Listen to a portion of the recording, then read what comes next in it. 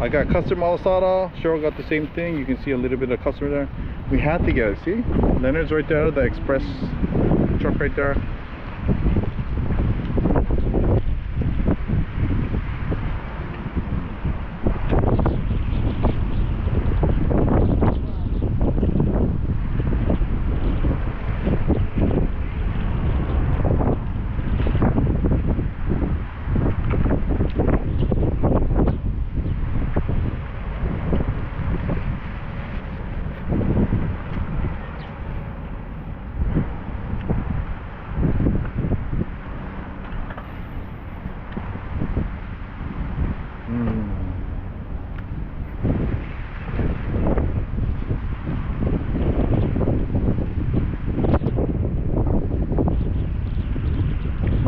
I'm leaving that there on purpose.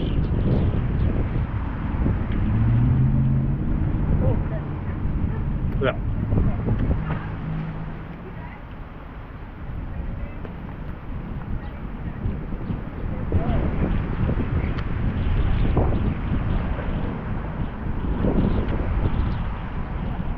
You sure you don't want off then?